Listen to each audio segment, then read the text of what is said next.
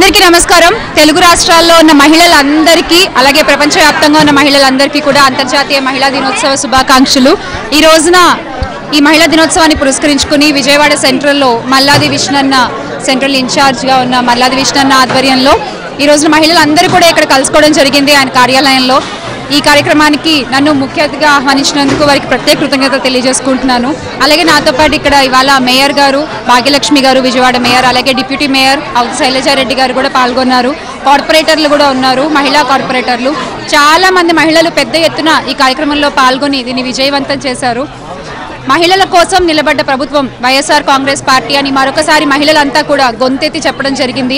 ఈ రోజున ఈ కూటమి ప్రభుత్వంలో అదే మహిళలకి గౌరవం దక్కట్లేదు, మహిళలకి ఆసరా దక్కట్లేదు, భరోసా దక్కట్లేదు, కనీసం ఆడపిల్లలు క్షేమంగా ఇంటికి వస్తారన్న ధైర్యం కూడా దక్కట్లేదు ఆ తల్లిదండ్రులకి. మరి ఇలాంటి కూటమి ఎంత వైఎస్ఆర్ కాంగ్రెస్ పార్టీ ప్రశ్నిస్తున్నా కూడా ఎందుకు నోరు మెదపట్లేదు అని ఇవాళ మహిళలంతా కూడా మాట్లాడుకోవడం జరుగుతోంది. ఖచ్చితంగా రాబోయే ఎన్నికలలో మహిళలకి అండగా నిలబడిన మహిళలకి తన పార్టీలో 51% పైగా ప్రతి ఒక్క పదవిలో కార్పొరేటర్ స్థాయి నుంచి హోమ్ మినిస్టర్, డిప్యూటీ సీఎంల వరకు పెద్ద పెద్ద స్థానాల్లో కూర్చోబెట్టిన జగన్మోహన్ రెడ్డి గారికి, అలాగే నవరత్నాల్లో 90% మహిళలనే లబ్ధిదారులుగా చేసిన జగన్మోహన్ రెడ్డి గారినే మళ్ళీ ముఖ్యమంత్రిగా ఎంచుకోవాలని ఇవాళ మహిళలందరూ కూడా ఒక ప్రమాణం చేయడం జరిగింది.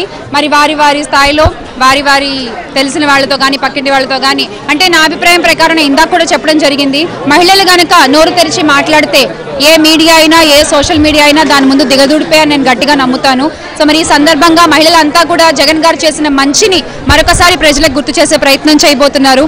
ఖచ్చితంగా మరొకసారి జగన్మోహన్ రెడ్డి గారిని ముఖ్యమంత్రిగా చేసుకుంటామని మహిళలందరూ కూడా భావిస్తున్నారు. అలాగే ప్రతి అడుగులోనూ మహిళలకి తోడుగా ఉన్న మగవారికి కూడా ఈ సందర్భంగా ప్రత్యేక ధన్యవాదాలు తెలియజేసుకుంటున్నాను.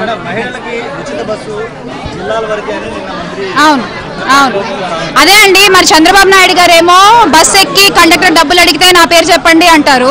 మరి నిన్న ఆయన పార్టీకి సంబంధించిన ఆవిడేమో సభలో ఆవిడే జిల్లాల వరకే అంటున్నారు. ఇందాక మా భాగ్యలక్ష్మి గారు అన్నట్టు జిల్లాల వరకే ముందు ఊర్లో తిప్పమనండి, తర్వాత జిల్లాల దాకా ఆలోచిద్దాం.